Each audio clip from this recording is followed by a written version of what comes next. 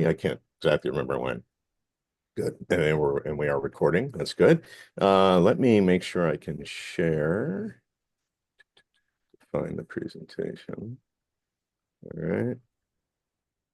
Is that full screen on your end? I hope. Yes, it's full screen. Excellent.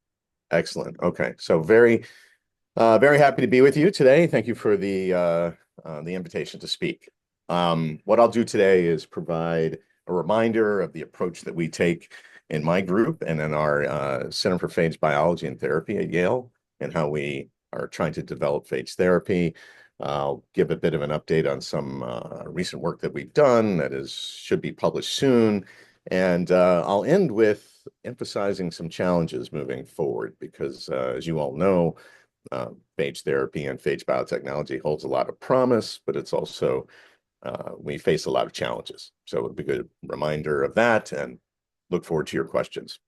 So this, obviously, in the first few pictures here to the left, these are some of the therapeutic viruses that we've used.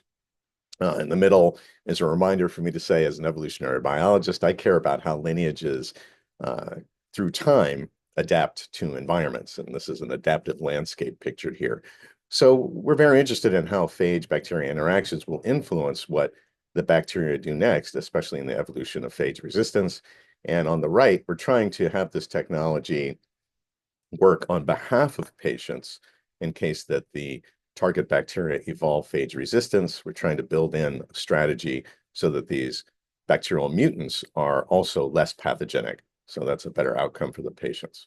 Let's see, I'll go here. So the first topic, of course, is phage therapy. A reminder of the reason that we're motivated to do our work is the antibiotic resistance crisis, where only a few decades from now, in the upper right, maps like this suggest that in the continent of Africa, Asia, where the most of the world's population is, that we'll unfortunately see a lot more deaths due to antimicrobial resistance. The other continents are also being affected, but it's assumed that this will be proportional to the number of people living on these continents. So it's not good news for anybody, really. This is indeed a global problem that is increasing through time. And the lower left here is a reminder that we are entering what's called a discovery void, where large pharmaceutical companies are not really the ones developing new antibiotics anymore, because these are very difficult to make money. They don't sell doses because these are seen as last resort drugs. So it's really a good time to be looking at alternatives such as phages. And of course, phage therapy has a long history. In the upper right there, I've got a picture of Felix Durrell, who's one of the co-discoverers of phages in 1917. He had a brief time as a faculty member at my university, and I indicated that. But really, I'm highlighting that ever since phages were discovered, they were pretty much considered as useful for drugs that would control bacterial infections. And one very obvious benefit of this is that they're target specific and they make copies of themselves. So they're self-amplifying. And this is a very efficient way to potentially introduce them as a minimal dose, and then they increase through time naturally, because they are able to replicate so quickly and produce so many virus particles. But the inherent problem is that bacteria can evolve resistance. So this is the main thing that I want to focus on today. Bacteria can resist phage attack.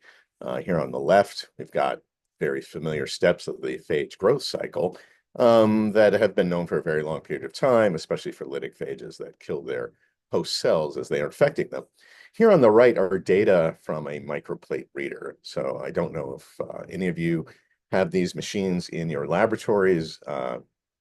In my laboratory, this is seen increasingly as an essential tool.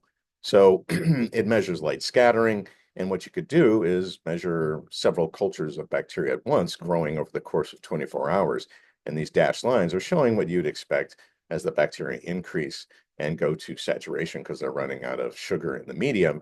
And basically, the light scattering is a proxy for cell density increasing through time. So when you add phages, and that's what's shown with these solid lines, initially you find the bacteria growing as normal, but then they take a downturn and they start to decrease dramatically. And that's, of course, what is happening there is that the viruses, the phages, are killing them within each of these wells that are being monitored.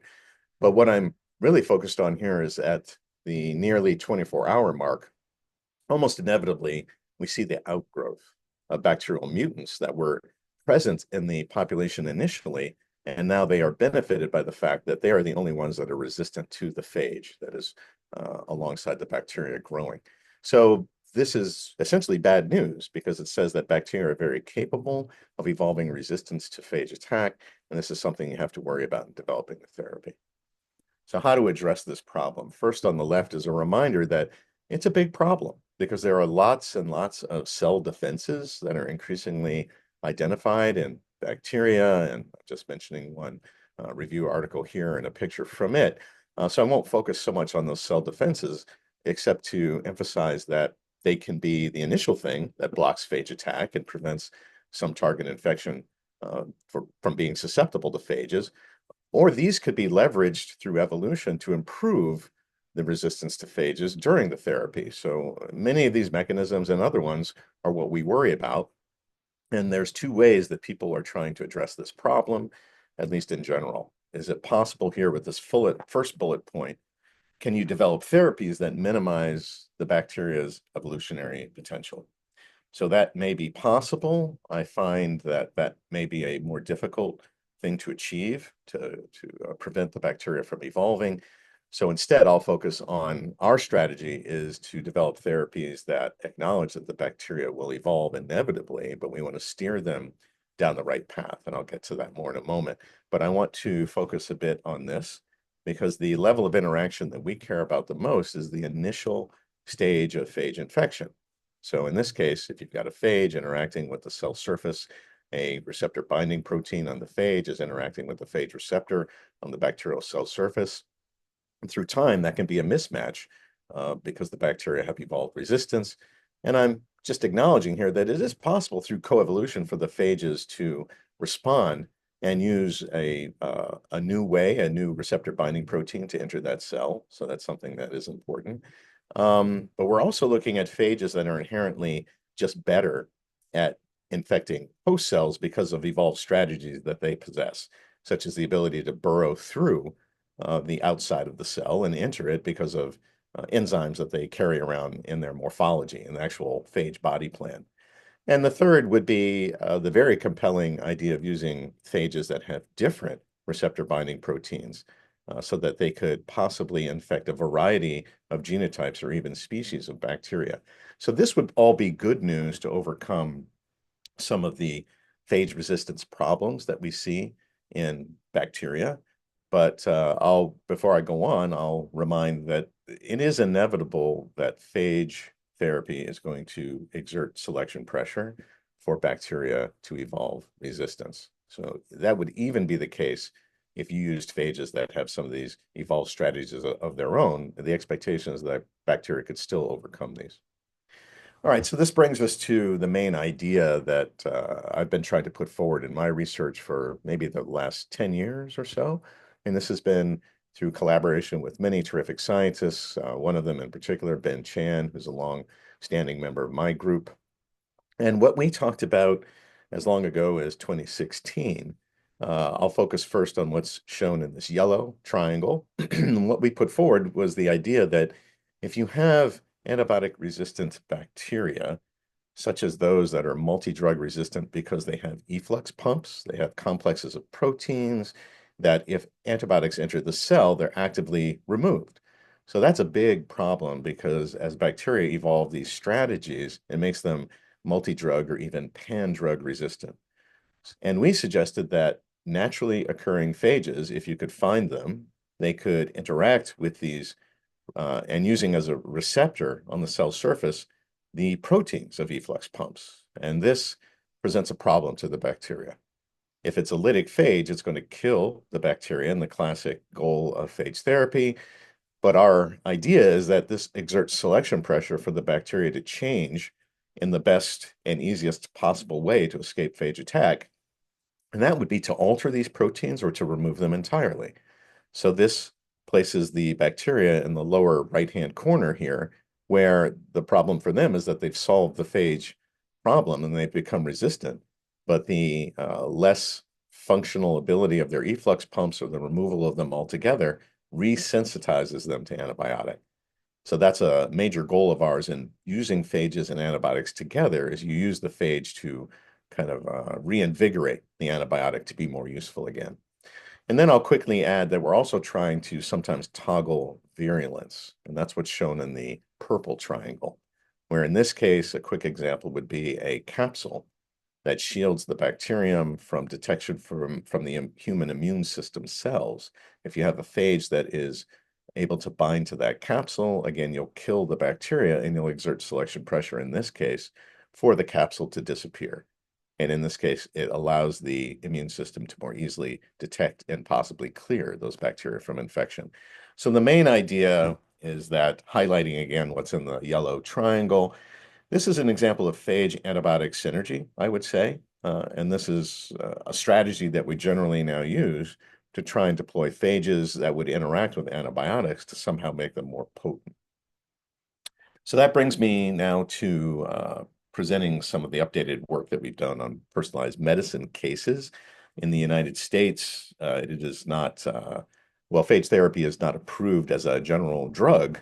Instead, it is still considered an experimental therapy, but there is approval that we received from the U.S. Food and Drug Administration to administer phages on an emergency basis or a compassionate basis to patients who have run out of other options. So I'll remind you of some of our work in that area now.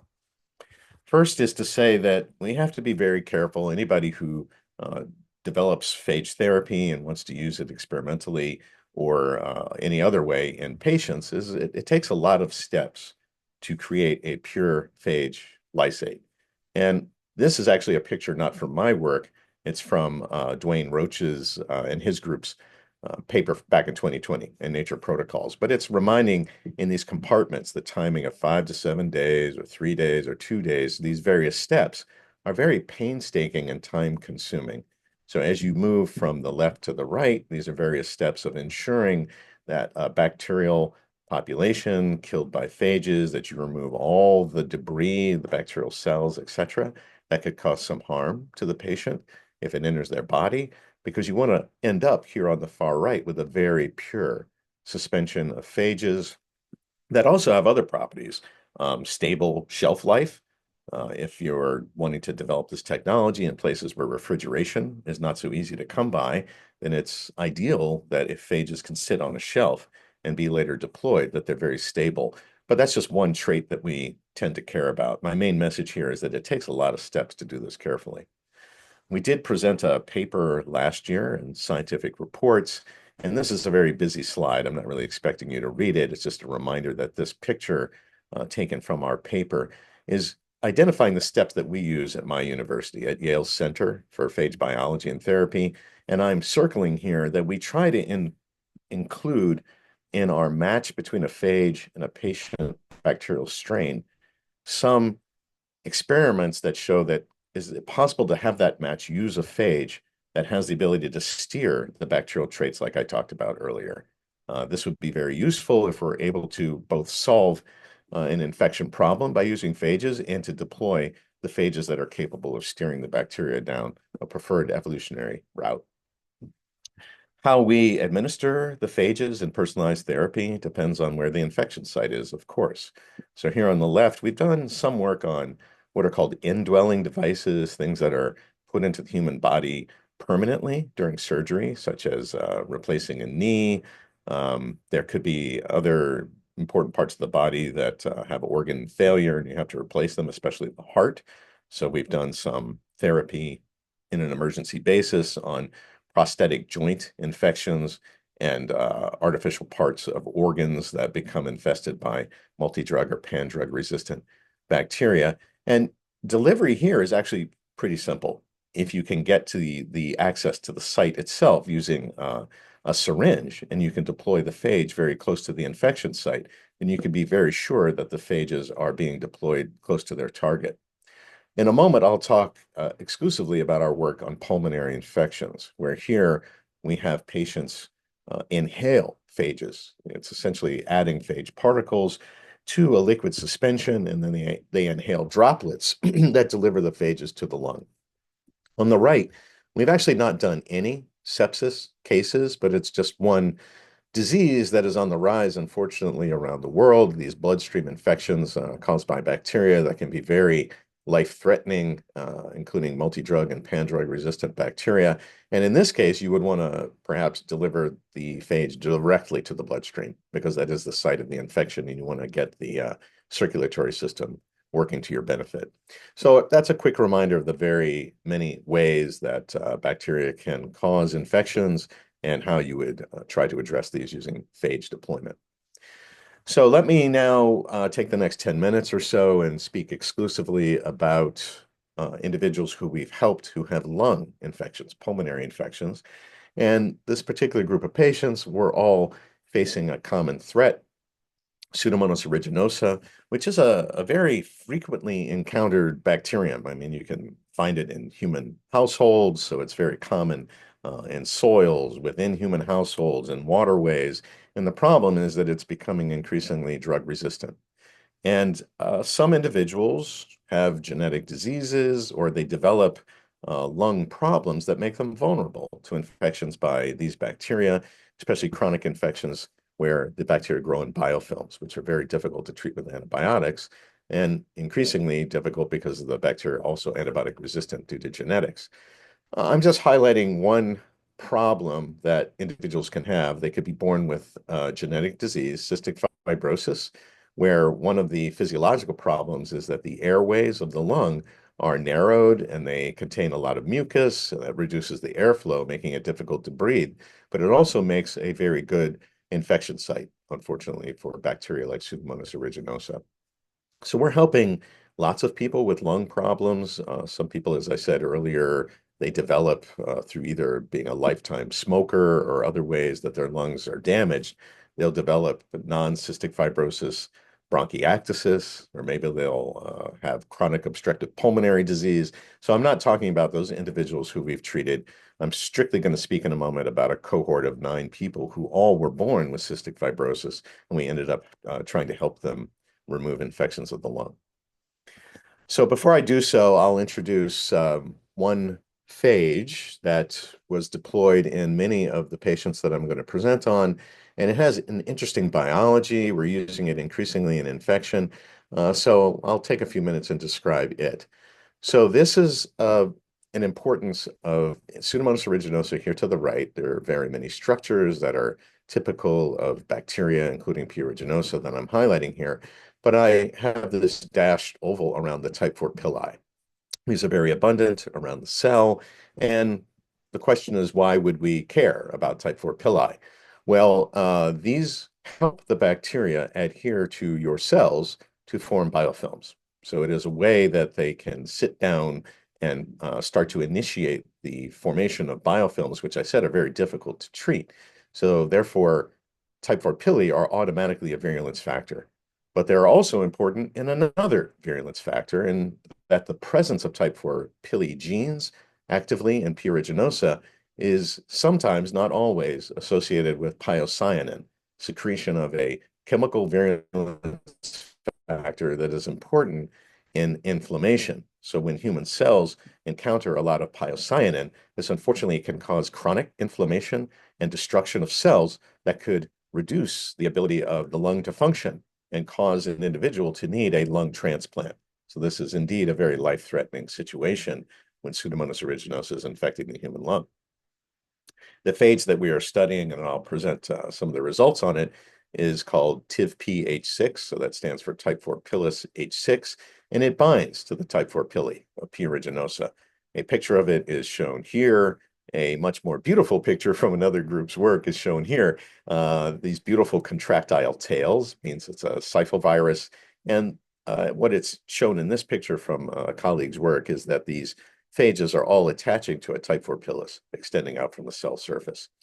So the main question is, if we deployed this phage and it was able to kill the bacteria by attaching to the type 4 pili, that's the goal of phage therapy, and that's the binding site. But is it possible that we can find evidence that in so doing, that if the bacteria evolve resistance to this phage, is it possible that we've steered them in a better direction because to solve the phage problem, they will change or remove the type 4 pili?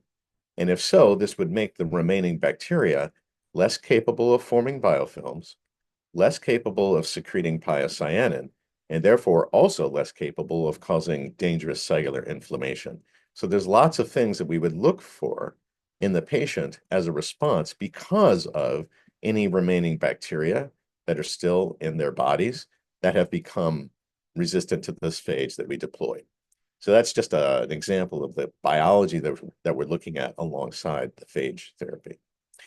And this paper that should appear soon, I'll highlight some of the features of it. It involved 9 cystic fibrosis patients. They all had chronic pulmonary infections caused by Pseudomonas aeruginosa.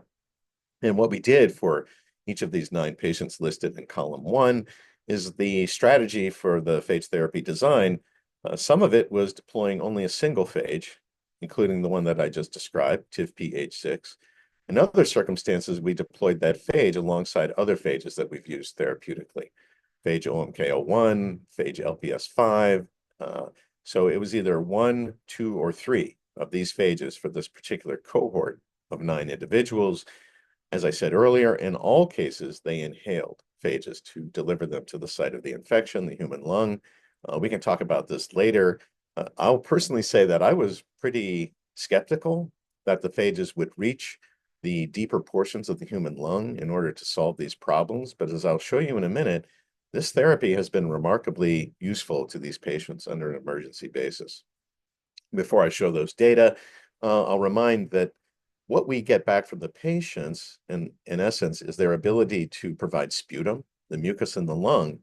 And these samples allow us to look at the target bacteria before therapy, to look at the target bacteria during therapy, and also to look at the bacteria after therapy, which is importantly when we would expect to see if there's any bacteria left over.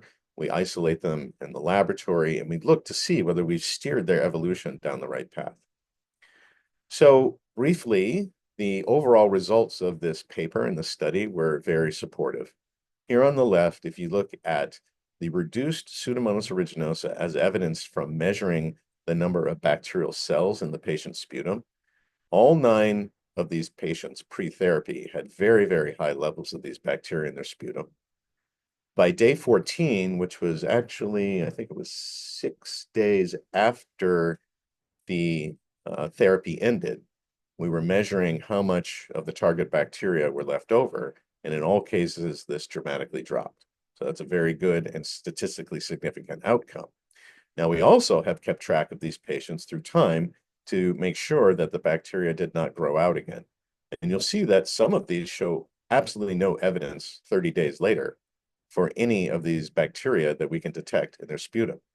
Others have leveled out at the amount that we drove the bacteria down to, and some unfortunately have seen a rebound. So this is where we want to track the patients over time. Fortunately, in all cases, the lung function did improve. So this is a measurement of how much air can you force out of your lungs when told to do so by your doctor. And it's all relative to what you'd expect as 100% lung function in the normal human lung. So you'll see that actually, of course, all these individuals had poor lung function. Otherwise, we didn't need to help them. And some of them had very, very poor lung function, which did improve a little bit afterwards. This was a combination of modest improvement, but for some of these individuals, they were on a transplant list already for their lung transplant, but it could not be done as surgery because they were infected. So our role was to go in and remove the infection or reduce it so that they could carry forward to undergo a lung transplant because their lungs were already so destroyed that they really needed this help. So this was very good news that it worked. And now let's focus on whether we steered evolution down the path as we predicted. So the first thing would be to take that table that I showed you before, and I'll extend it out here to the right and reveal what we were looking for in the patient's sputum pre-therapy. We wanted to isolate individual clones from sputum of Pseudomonas aeruginosa. And you'll find that these open circles, the legend here confirms that these are phage sensitive to the phage here in the row next to it that we wanted to deploy.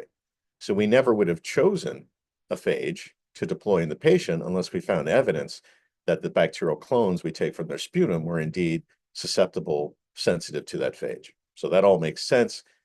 Here for patient 6, you'll see that there was some detection in patients. This does happen, that there could be clones in there that are in the minority, but they're already resistant to the phage that we deploy. Nevertheless, if we find that they're in the minority, we'll still choose to use that phage in therapy. But I want to focus your attention on the final column because this is the evidence. And again, I'm just pointing here with the red arrows to the patients who received this phage that I'm going to talk about more in a moment that I introduced earlier. But all these filled circles are now indicating that the clones that come from the patient's sputum and that are randomly chosen and we examine them in the laboratory, we find enrichment or an increase in the resistance to the phage that we deploy. And I don't think that could be by accident. This is because the bacteria are dying and they are being selected for resistance. And sometimes it's very effective if you find that only clones that are resistant to the phage are left over. Other times you find that there's a mixture. But I'll remind you, I showed you the earlier data that in all cases, we drove the number of bacterial infection down. So again, all of these are in the minority now in sputum, but the question is how many of them are also resistant to the phage that we deployed. So if these bacteria can be taken pre-therapy and post-therapy, you can do laboratory experiments to examine whether the phage that we deployed was able to steer the evolution of the bacteria. So again, I'm going to focus only on this one phage, TIFP-H6 or H6 for short, that attaches to type 4 pili of the target bacteria.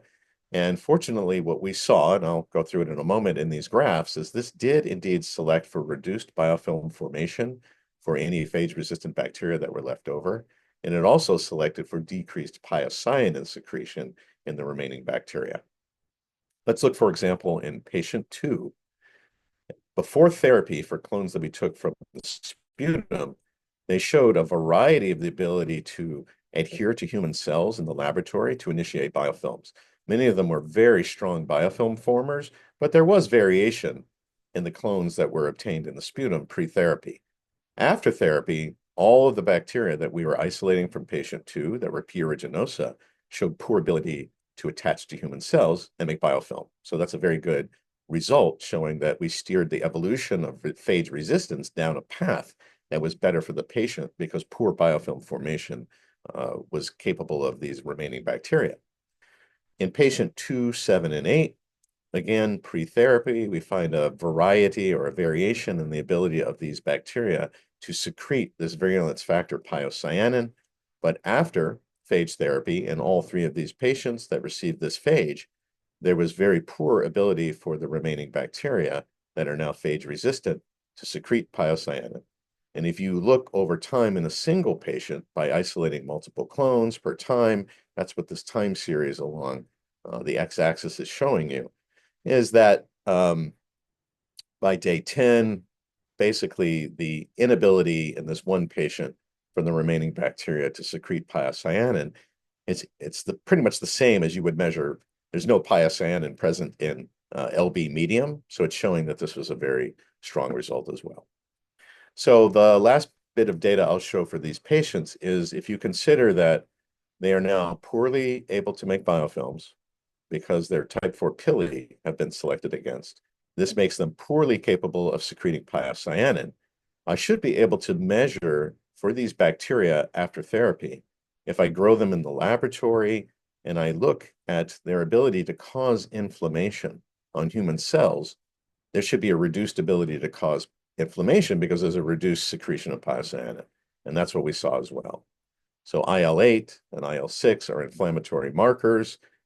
This is an example of some of the inflammatory markers that we measure in the laboratory. These data are from 3 patients that received this phage.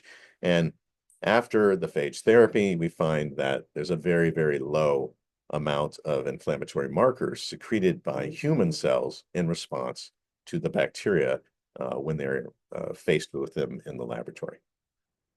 Okay, so now we want to look at the genetics of the remaining bacteria to make sure that if we steered the phage, if we use the phage steering properly to change the bacteria, as I just showed you, we would expect to see the genes affected in these remaining bacteria that explain their phage resistance as well as their decreased pathogenicity. But first, I'll show another group's work. Some of you may have read this paper last year from Jean-Paul Pernet and colleagues in 2024. It was highlighting the first 100 cases that they've treated in Belgium. So pre and post therapy, they looked for the evidence that I just mentioned, and some of the phages that they used in their patients were also binding to type 4 pilus. The name of the phage that they used is abbreviated as PNM. So here on the left, in patient 54, in their 100 cases, what they're showing is a chromosome map of P. aeruginosa, and in the exterior here are changes in the remaining bacteria after therapy that are observed, and they all deal with the construction of type 4 pilus, which is good news. It means that deploying the phage worked, but it also selected for phage resistance at the place that you would expect, the type 4 pili. And the same thing happened in patient 30. So this is satisfying in the sense that it gives the genetics that underlies the expected traits when you measure them. We've seen the same thing. Our maps are not quite as elegant as what I just showed you, but for our paper that's in press, we looked in, say, patient 1, patient 4, and patient 7. And what I'm highlighting here is that these patients received different phages, phage combinations. So patient 1 had a cocktail of all three. Patient 4 had only a single phage called LPS5. Patient 7 had LPS5 and this other phage that I've been talking about, H6. But if I'm highlighting here gene function color-coded to these phages, we would look for changes in LPS genes for remaining bacteria that were steered by phage LPS5. We would look for changes in the MEX or the efflux pump genes when the patients are receiving phage OMK01 that interacts with efflux pump. And finally, in green, we would look for changes in type 4 pilus genes if the patients receive type 4 TIVP-H6 phage. So eventually you'll be able to read the details in this paper when it is published, but it is satisfying that we also mostly saw the target genes change as expected. When we found unexpected loci changing, this provides an opportunity to do more research to see when the phage steering is accurate versus when the phage steering changes phage resistance at unexpected loci. So that's the reason I'm highlighting it here. That's ongoing work. And now I'll finish with some of the challenges. Everything that I just showed you, often I present it to audiences, and it is good news. It shows that personalized medicine using phage therapy in places like the United States, where phage therapy is not quite approved yet, can still be very effective in helping patients. But it's also my role to talk about the challenges moving ahead. And in my opinion, there are very many challenges. I think they could be overcome, but it's not all great news because these challenges still persist. One is it is possible to find phages naturally that are able to kill bacterial targets, but there are some target bacteria where this is not very commonly found. For whatever reason, we have a difficulty for some important multi-drug or pan-drug resistant bacterial species. We can't find very many phage candidates. So in that example, or perhaps if you have a target bacterium that you want to treat, but maybe you don't have just the right phage to treat it, you might want to do engineering. And phage engineering is a very exciting field right now. There are better and better tools to do it, and there could be a variety of things that you're engineering phages to do for work. Of course, today I'm only talking about phage therapy. But this is a possibility to design, and maybe you could do it very efficiently. If you have an engineering platform that creates a variety of different phage genotypes, then ideally you might be able to take one phage, mutate it or engineer it so it is able to target very many different targets like A, B, C, and D here in this cartoon example. So I find this kind of work interesting. We're starting to do some phage engineering in my lab, and I'm happy to talk about that during the question and answer period if you want. One compelling group of phages, of which phage OMK01, I didn't talk about that phage very much today, but it is a phage that you might remember its name because we used it in some of the patients I just described. It's a jumbo phage, meaning that it has a very large genome. But here on the right, it has an interesting replication strategy. When jumbo phages enter a cell, they create a compartment within the cell where the phage replication occurs.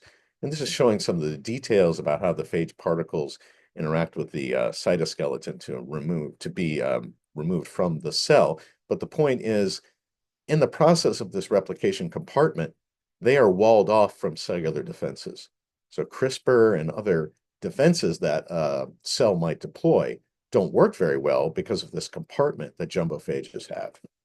And it's not very obvious in the cartoon now that I'll describe on the left, but if you had a phage that has a genome here, and if you had a region of it that you determined was not essential, then it is possible to do the genetic engineering and to insert something into this non-essential portion because you remove something. And it turns out that jumbo phages have lots of non-essential genes. We don't really understand why, but this means that it is possible to remove large pieces of DNA and insert through engineering whatever maybe we would want to do. So imagine if we wanted to use a phage in phage therapy and to also engineer into that phage some other property that it is delivering to cells, whatever that may be. So this is an exciting thing that we might do in the near future. But now I want to show you some of our thoughts on access and the problem of personalized medicine is wonderful, but not everybody gets access to this technology. One of my former postdocs, Jordan Lewis, here in the upper right, he's now a professor at University of South Carolina here in the United States. When he and I are finishing a paper, I wrote a similar paper with other authors last year, but our paper that is coming up is going to talk about the inequity of emergency medicines and technologies because not everybody receives access to them. So it's automatically what we call a bioethical problem. And we have to think about how can we better leverage access to new therapies to everybody in the world. And it may be that we have to go to philanthropy, people who are wealthy, who care about patient equity. And it is possible probably to leverage resources from individuals who are willing to provide it, to provide funding for lab staff and reagents, and the ability for patients to travel and to be housed in locations nearby where they can get life-saving therapy. So this is something that needs to improve through time in the United States and elsewhere. So I mentioned earlier that I was skeptical that if inhaled phages are going to the site of the infection, is it really going to happen efficiently? Here on the left, it's a little bit of a busy diagram, but there are ways to look at droplets of different sizes with an expectation of a distribution here about where you'd expect them to go in the human lung if they were inhaled. Now, we had a paper about this in 2024. I won't really discuss it here, but the good news is for many of the phages that we use for inhaled therapy, measurements in the laboratory show us that the droplet deposition or these droplets do go to the right places. So this is kind of addressing my earlier skepticism that it is possible for us to deliver phages very efficiently to all the compartments of the lung. That's what I'm saying. But here's the problem. We know already that Pseudomonas aeruginosa, when it enters the human lung, becomes differentiated.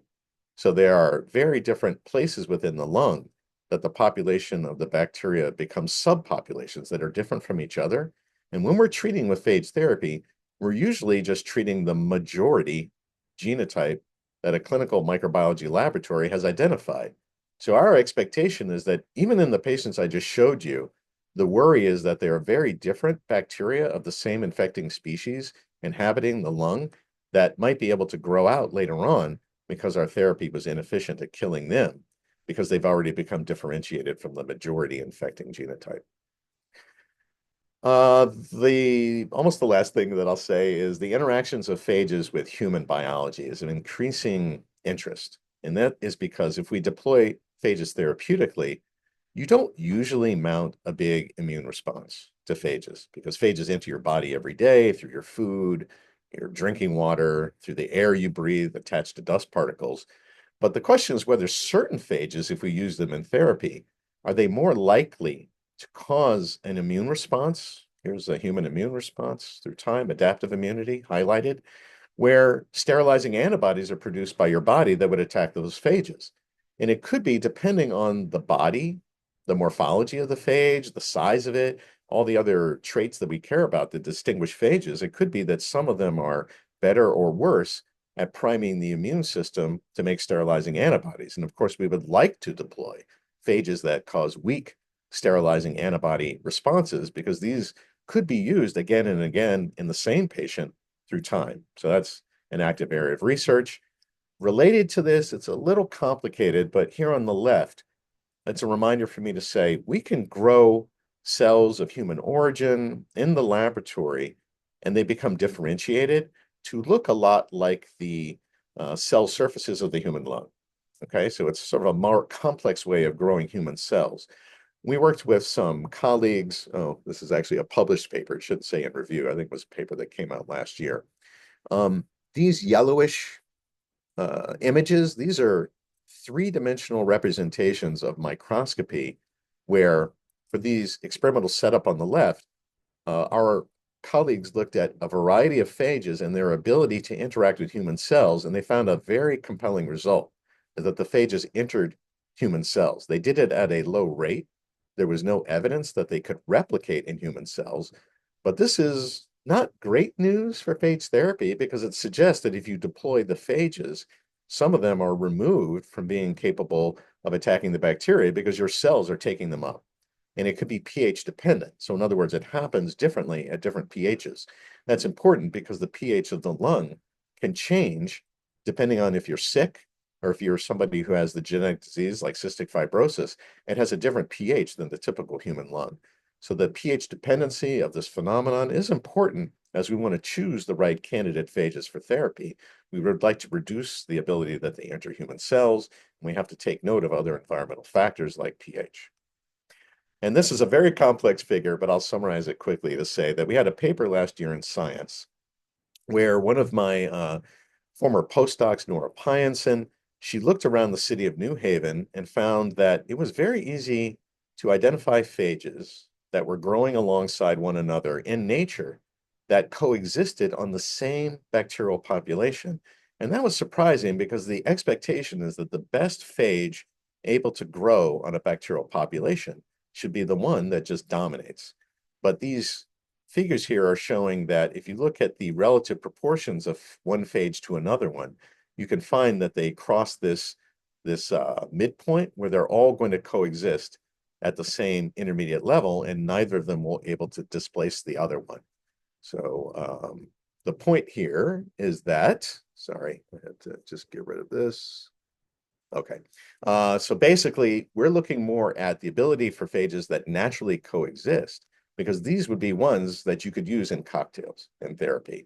So that's basically how this kind of work to find phages that naturally coexist well with one another could automatically make them better candidates for therapy.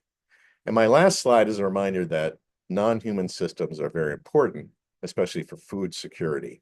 So as we struggle with antibiotic resistance in plant agriculture and aquaculture and on our farms, we're going to see increasingly that plants, animals, etc., are dying from multi-drug resistant bacterial infections. And this means that phage therapy can be very important for food security. We happen to be working on microbiomes of captive animals, where increasingly in zoos and aquaria, these animals are kept for conservation biology reasons in order to keep species thriving that are threatened in the wild. Well, unfortunately, they can encounter multi-drug resistant bacteria. We were able to help with phage therapy on an emergency basis for a sea turtle that was housed in an aquarium in Miami, Florida.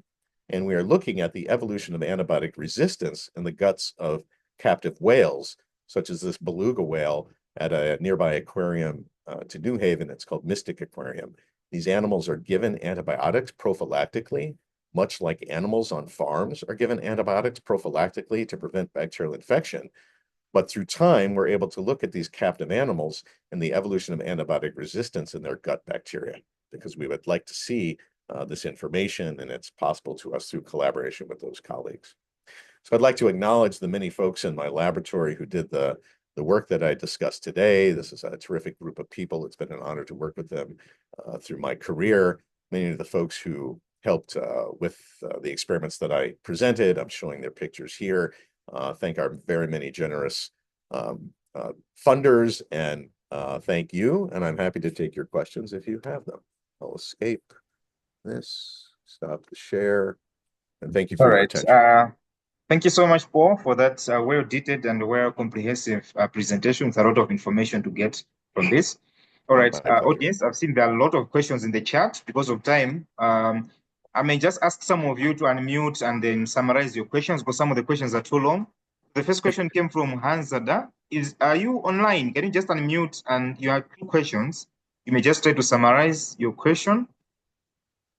If you're online, just unmute Yes, sure. and yes, Yes. go ahead. Amazing presentation to start with. Thank you. So my question is, you mentioned that you add the virulence assays, like whenever you're moving with phage therapy. So you do this while picking the phage for the patient. This is part of picking. How long does this take to Great. include into? Yeah, thank you. Great question. So ideally, it doesn't take too long if the patient strain grows well in the laboratory, and Pseudomonas aeruginosa clinical strains grow slower than model strains, for example, but not that much slower. So there can still be enough time to grow the patient bacterium to take phages that we already know cause the steering that we want to happen in the patient. And then we quickly look as fast as possible for the ability of those phages to kill that target bacterium, to produce mutants that are resistant to the phage, and that show these changes in traits that we want to see. So that takes as little as 3 days because we have the phages sitting around waiting, and we grow the bacteria as quickly as they can. So I'm surprised that it is as efficient, but I'm admitting if we were looking at other bacteria and they're slow growing, that may be too time consuming. But that's a good question. It's a time step. All right, thank you for that. The next person was Janet. I saw you had two questions as well. Just unmute and try to summarize them. Yes, thank you, Paul, for that great talk. Mine is on delivery. Were all the phages formulated in any way, or they were buffer transfers to a particular solution, and what are they? And would that ensure delivery to the particular infection site? That's great. I mean, in general, we put the phage suspensions in the same kind of solution. It's like a phosphate buffer saline, a salty solution, just to help preserve them. Yeah, I think our main step, I didn't go through it very closely, is a dialysis-like process. What we're most worried about is any bacterial cell debris. I mean, I think for this audience, you understand that that would be dangerous to the patient because you're putting into their bloodstream or into their lungs something that is going to lead to a physiological response. And that could be a very strong one to put them into shock. Basically, the patient could go into physiological shock if the prep that we use is not a pure one. So I'm not sure if that's really answering your question, Janet, but the process that we described in that 2024 scientific reports paper, I'd recommend take a look at that. And if you can't get it online, just write me and I'll send it to you. But that pretty much gives all the descriptions of what we suspend the bacteriophages in and a little bit more of the details that you might be seeking. Yeah, quite interesting. All right, Benjamin, are you online? And just unmute and summarize your question. Yeah. Hi, nice presentation. So my question is, how do the phages actually get transported during cystic fibrosis? Please, can I be heard? Benjamin, make could you that raise out, your Amos? voice? Raise your voice, Benjamin. I think it Yeah, was we not very couldn't clear. quite hear you, Benjamin. Sorry. Yeah. So I'm asking that, how do you transfer in cystic fibrosis? How do you ensure that these phages arrive properly at the site of infection, and how long does it take for the phages to be cleared out? So that's my first question. And my second question is, when you are doing the phage therapy during systemic infections, do you dilute the phage, or like at what power or at what concentration do you administer the phage? Yeah, so that's my question. Thank you very much. Yeah, great. So the first question was about through time, how do we dilute out the phages maybe, or how do we ensure that what we're delivering maybe is cleared? In all the examples I gave you, we have a hard time finding the phages after the therapy is done. I mean, sometimes we can pick up very low level amounts of them, but I think the human body and the inability for those phages to replicate on anything else than the target is what helps us for pulmonary infections, for lung infections. I'll admit that should be harder. Like imagine if you were going after pathogenic E. coli in the human gut. And the expectation is that maybe the phages you deploy could evolve to grow on commensal E. coli. So we haven't done that yet. Okay, so I'm just, that's not in my experience. I'm still not that worried about that because I don't know that the phages that we deploy would be any more efficient in killing those bacteria than the phages that are already in your body attacking those bacteria, right? I just don't see that as necessarily the case. And then I think you asked about the amount of phage that we deploy. In all cases, I have to admit, we're pretty much trying to go with the maximum. So nobody really knows this pharmacodynamics and pharmacokinetics that well in the human body. Estimates are coming along, but it's hard to measure. Our expectation is that if we go in with as many phages as we can, there doesn't seem to be any danger to the patient.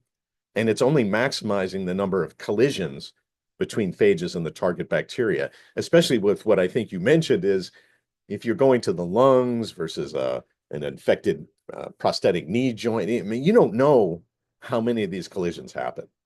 So it's just the goal of maximizing by growing the phages to the maximum amount in the laboratory, creating those doses and deploying them. I hope that answered your questions. All right, that is very clear. All right, Christopher, if you are there, can you unmute and just state your question? Yeah, all right. Thank you very much. Thanks, Prof, for your nice presentation. So my question is just so simple.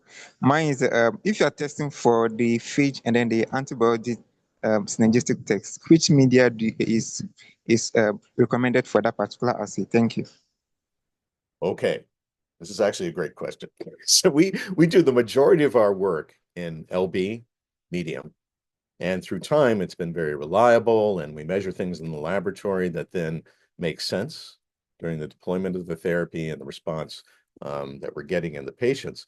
But I have a postdoc who's looking at your question, and we're finding very profound differences. If you grow bacteria in different culture media, you get different ability for a phage to infect those bacteria. And I think there's a little bit of this in the literature, but I'm surprised how strong the effect is in her work. She's mostly working on Pseudomonas aeruginosa, looking at, say, the abundance of calcium or other things that are known to be important, things that affect the efficiency of phage bacteria interactions in the laboratory from past work. But I mean, it's profoundly different. In some cases, you get phages that absolutely cannot infect the bacteria under some environmental culture conditions, whereas in others, they are very capable of doing it. And interestingly, some phages show no effect across environments. So your question is important as we go forward in phage therapy, because we're going to be seeing more papers in the literature that look at environmental culture effects that would or would not convince you that a phage is a good candidate in killing a bacterium, and it could only be because of the culture environment you're growing them in. I've said a lot there in response to your question, but I guess I will admit that LB medium works very well, and it's when you start looking at other growth media that you reveal these effects that can sometimes occur. So I didn't have time to present those data today. They're very new. Very happy to come back and present it at a later time, but I think this is going to be one of our more important papers if we publish it in this year. Okay, thank you very much. I'm actually looking forward for that. Thank you. Thank you. Yeah, thank you, Christopher. All right, Damir, are you there? Damir Jacobs.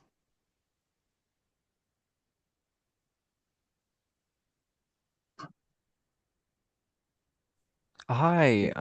Yes. Yes, I have two questions.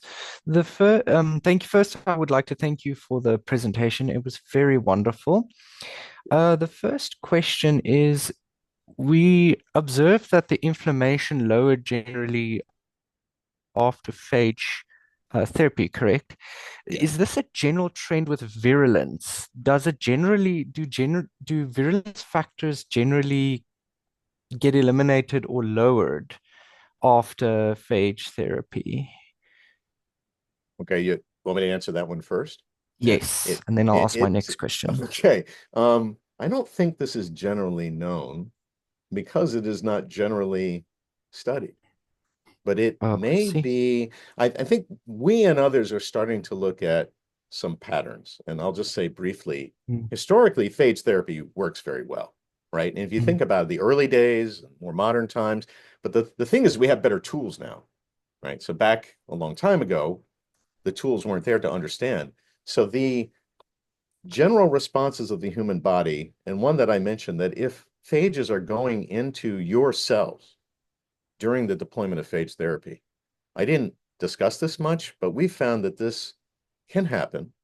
Doesn't happen at a high rate, but when it occurs, generally your cells make interferon that is then released as in response to this. So you can think of that. That's a systems effect that should help the human body against the infecting bacteria, potentially. So that's an example of there could be a generalized response to putting foreign phages into the human body at a high rate and maybe getting things to occur that benefit you that have been hard to study through time because we didn't have great tools. And your question is a fantastic one because we're looking more and more at increasingly, we know inflammation is a big problem in human health.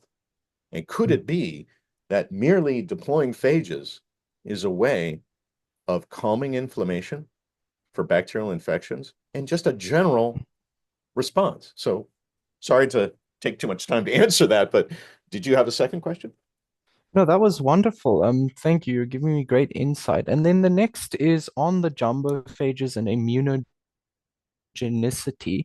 Are jumbo phages generally more or less immunogenic, or is this also not really understood? That's a good one. We don't really know this because I think I'm safe in saying the only jumbo phage so far used in therapy, I think, is OMK01. So we don't really have much comparisons. And yet, the group in San Diego, led by Joe Pogliano, also Joe Bondi-Denemy, who's at University of California, San Francisco, more and more jumbo phages are being discovered. It used to be thought that they were rare, but they're not. So now we have lots of them to compare to one another in my laboratory and others. So we can look for these generalities of if we deployed phages of a particular type, including jumbo phages, could you get some generalities that help convince you that these would be terrific ones to deploy? I only highlighted the thing that everybody's excited about is that if you've got cassettes of DNA that you can just remove and put things in, that's very exciting from synthetic biology and engineering. So yeah, that's a good question. It is quite exciting. Thank you for your answer. I really appreciate it. You're very welcome. All right, thank you, Damir. The last one is Stephen. Are you there, Stephen? Yeah, hello. Yes, yes, yeah. Thank you.